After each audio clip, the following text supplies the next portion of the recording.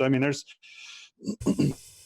yeah, I think that's the answer. There's just I think you hit the nail on the head, Danny. There's just a group of people that are completely unwilling to see outside and be happy about anything. But I think, but it does, and it would be okay if we could just dismiss those people and just say, hey, you do you, I'll do me. Never the twain need to meet. But then there's things like memes, or I don't mean memes like online, but I mean like just ideas like character death. That's a big divider.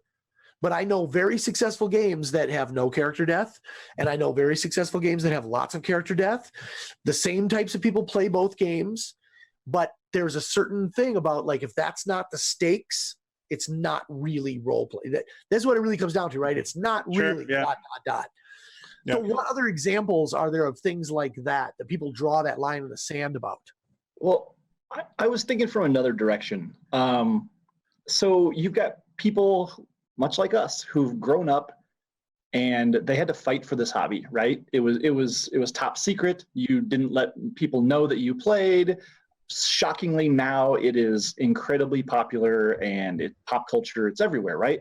So I think there's this old group of grognards who are holding on to all that angst and hatred of back in the day, and they truly love the one thing that they truly love, and it's misplaced passion, because it's amazing that we all love this game or this hobby, right? But it's okay for someone else to love it in a different way. You're never, ever going to see me play the My Little Pony game. Never. Right? I would play that game, but yeah, I mean, I watched the whole series though, so. But am I going to, lash out at you for doing so? No. Doesn't it come down to how we define ourselves though? I mean, like, there's just a lot of people for whom that early struggle, it's almost like I paid for it. I paid for your hobby. I got my ass kicked 12 times behind the dumpster at school because people wanted to tear up my D&D books, right. and then the kid who played the flute was not too far behind me. He was in band. All those people who were in those peripheral, I guess you just say kind of non-alpha type pursuits, we paid for it. And I never looked at it like that. I was just like, yeah, I took a few shots, but like I didn't think that entitled me to some special status. I was just like, I don't want to hang around with you anymore. You punch people. Many people do that. They wear that, badge on their sleeve of, oh, I played 0 edition D&D. I played 1st edition D&D. Cool. So did many of us. It doesn't make you cool. It doesn't make you amazing. Love what you love. And that's okay. Jay, also, make sure we've got some old grognards that are on here. We're not talking about you and your channel, so I just want to make sure. So yeah, if you self-define as a grognard, to try to put the 2, they play a lot of 1, 2E, and they do bring the 5E in too. So we're not talking about everybody. But yeah, that's true. I think there's there is a little bit of we talked about defining it. I don't think we ever actually did define what your in your head a grognard is. Oh. Did we ever officially define that? No, we didn't. My 2 cents is it's anybody, and it's weird nowadays because it used to be only pejorative, and then now it's a badge of honor because people these days who get a name called to them, they own it. But I think it's just a specific kind of very pen and paper, lots of math. Everything is described, and there's a certain way it should be done. And I think that's it. So my thought is they're anachronistic. They have not left the past. They're still living in 1979 or 1984, whatever box set that they played in. And that to them, that's it. There's nothing else. They're inflexible. They're almost not happy for you that you're playing the same game that they love. Yeah. Which to me is bonkers. Also, Beth Damus, little shout out there. She brought up a great thing about how just some people just want that attention to shout negativity on the internet, and that is so unfortunate. Yeah. Yes. Trolls. I don't even know if it's trolling. I mean, troll implies that they're doing it to elicit a response. I think that there are people that just want to vent and voice their opinion and their disgruntlement. I mean, it's just it's I mean, unfortunate. this exists for everything, right? It's not. Sure, it's it does. not- Yeah. You know, there's a guy pulls up his mint 66 Chevelle, guy pulls up his mint 65 Chevelle, and they look at each other with hatred, you know, because that's all the difference it takes, you know, for some people to say that's a piece of shit and that's a good one, you know. So, but you know, we have to be careful, I think, because let's take a Star Wars movie, for instance. Oh God. Okay. And see, already it's getting controversial. you can't take just any one though. Pick the right one, Brian. I'm going to pick one that doesn't exist. Okay. The Phantom clonage. I don't know. Sure. Right. And some directors we're making it. This is going to happen. It's going to be epic. And then they start teasing out, you know, a little bit here and there, and the fans attack it. And suddenly the studio says, you know what? It's not going to be well received. It's going to damage the brand. We're going to pull the plug. And guess what? We, the fans, didn't get a movie that may have been awesome. Right. And they may have not only pulled the plug on that one, but privately pulled the plug on 3 more movies that would have expanded the hobby, the genre, you know, added great lore that we would have enjoyed. So the more negativity that people are shouting, especially about the games that you love or don't love, you got to watch out because there are consequences. Sure. Yeah, I think that's a super valid point. I mean, it only underlines for me the credo that I try to live by, which is make what you think would be cool. An audience will find it. Right. So, you know, My Little Ponies. My Little Pony, bronies for life, hashtag. I feel like if you create that which you love, other people will sense that. I don't know how they sense it, but they can sense that it's a passion project. Mm-hmm. Even things that are, no, I'm out of the closet. I'm fully out. I have a limited edition John Larroquette Professor Brony T-shirt. I assume that's cool. Yeah, it is. Your assumption is correct. So I just feel like the way fandom works is it's inherently a little toxic. It has to be, you know, it's a love for something that you do not produce yourself. And if you're not making it by yourself out of love as a producer, then you're a consumer. And I tell my kids all the time when they rip on a movie, I'll say, your investment was exactly $11. Yeah. No one cares what you think. You know, if you're just going to be relentlessly negative, if you have real criticisms, that's fine. But people are just relentlessly negative. The Additions War thing, I never understood. Game of Thrones. What's that? Most recently, Game of Thrones. Yeah. Oh, yeah. But thank God for Game of Thrones because we got to watch it or not. Exactly right. You can read the book or not. You can read the comics or not, you know. I think Beth is spot on. I mean, Beth says in the chat there that fans go way beyond criticizing the game. They attack the producers, the writers, the people at an emotional or personal level, which is just beyond the pale. I mean, I can't imagine to pick any disgruntled fan and put them in the shoes of the person that is responsible for developing that. And what kind of bullshit are you going to get from them? Oh man, they would be lost on the first day. Yeah. There's the illusion. This is another thing with production values too, right? Like you were talking about before. We can make things look so good that it masks a lot of talentless. Oh wait, damn it, guys! That's my whole shtick. Wait, that's my whole modus operandi. Hey, oh Jimmy, God, we just got raided, Bambooski. Jimmy, can we make this unlive? Can we make this not have broadcasted? Hello, Chuck. Too late. Hey, Chuck. Here. Chuck, hey. Drake. Oh my. Yeah, so I you know, as someone who plays a 3.5 game and a 5e game and a Numenera game, I think that all that stuff is just silly to me because I don't understand why you have to stake your claim. There's no claim to be staked. You can play all of them. Yeah, there is no claim at all. Right. And there's no stakes to making it. Right. And you know what? Like, honestly, so back to women in gaming and back to conventions. Sorry, I'm getting handsy over here. That's okay. Oh no, that was me going meow because he said, "Look at those sexy beasts." Oh, I was misinterpreting. Sorry. When I'm working a lot of these trade shows and conventions, I see a bunch of girls entering this hobby. And you know what? They don't care that you're ranting on the internet about first edition or whatever thing that you love and hate that they're playing.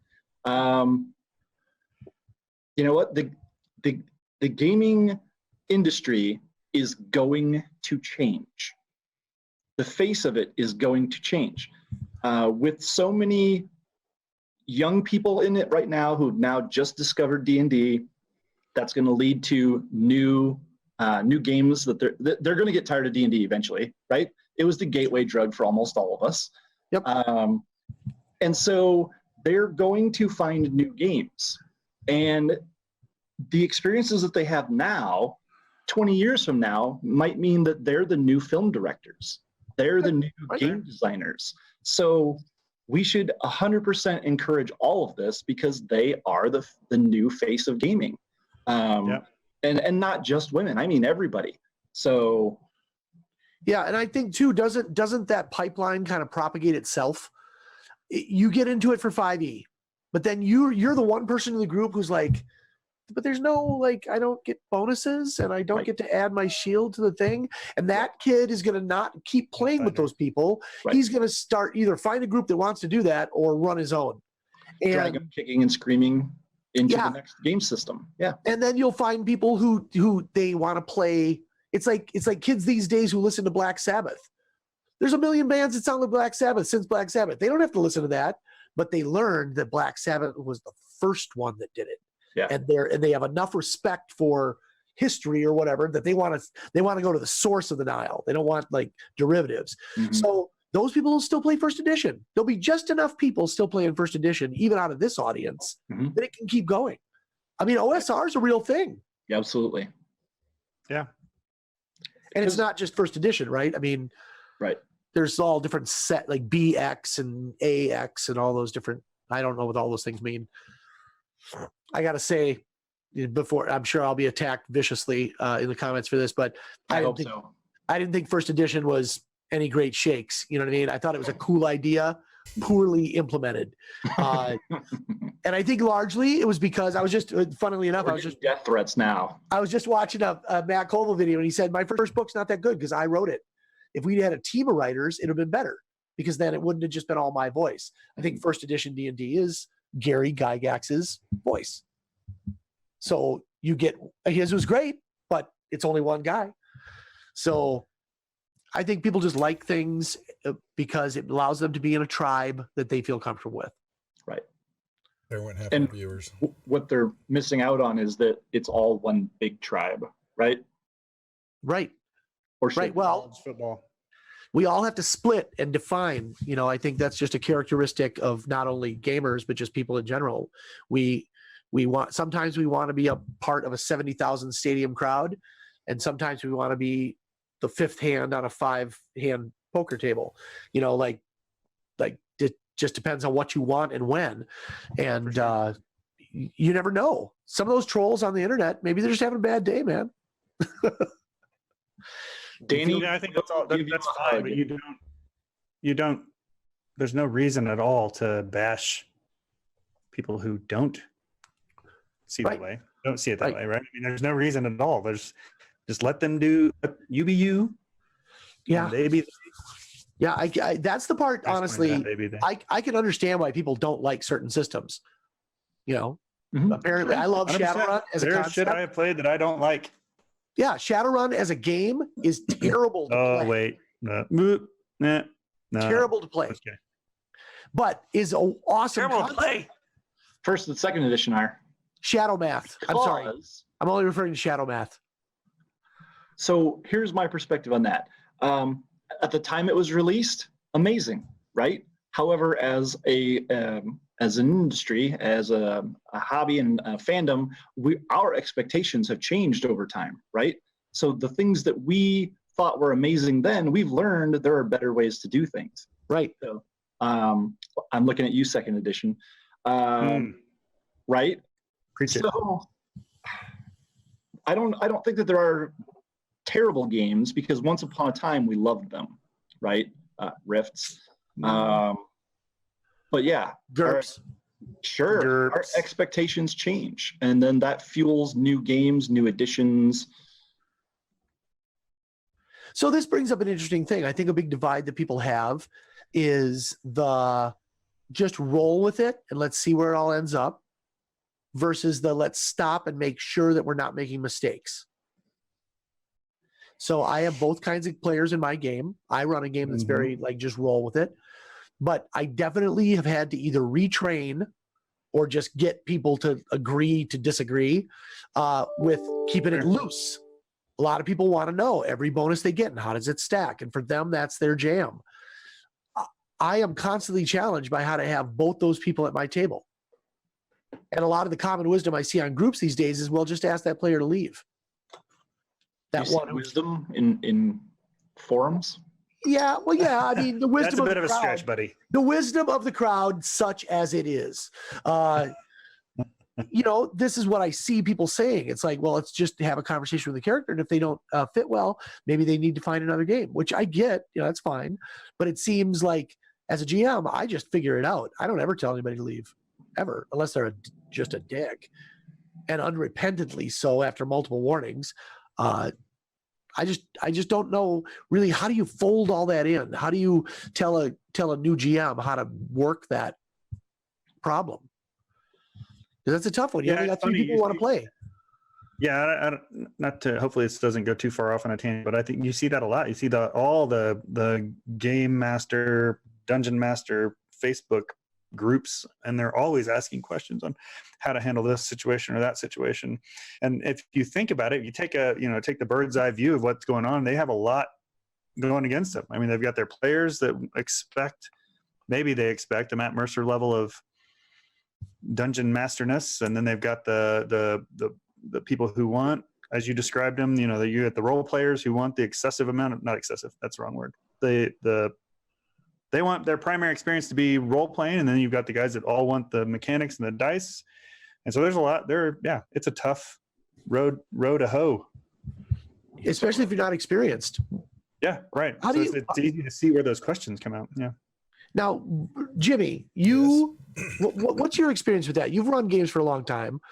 Like, you've got 5 people. You have people that join you online, so you don't necessarily know these people, right? In the sense of like being close friends, live around the block. Close personal friends, not. I mean, I haven't made them online, but yes, the correct. Right. The answer is yes. That would imply really he has them. Close personal friend. Yeah, I don't. Sorry. Help me. Be my friend. Anyway, so what do you want? So what are you asking me? So you wanted how do you balance that act between people who want to like really take the stage and people who are like calculating their THAC0? Well, yeah, that's right. That's right.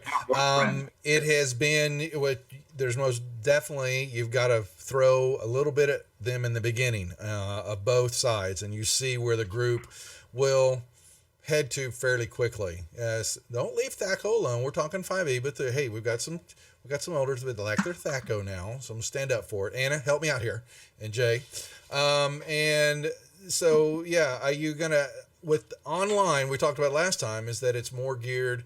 You've got the maps, and so it's easier for them to get into throwing the tokens up there, rolling the dice, and doing the action inside the scenario. And now I have really enjoyed these last few modules that have come out and running them, because they have opened that world up some. So they've pulled out what y'all are talking about, your box text. That's gone away now, and now we have just the scenario, and I've got to now draw that for them and then let them figure it out. I could ask, like Devil Dog we're talking about on the Deadlands on Monday night. That's a ton of role playing, and I am juggling and trying to bring that game out and learn it more in that scenario and the role playing, because it's hard for me to get them, and they want to do that, but I've got to get my mind around it, where I'm just using the D&D side and just throw the dice and start killing things.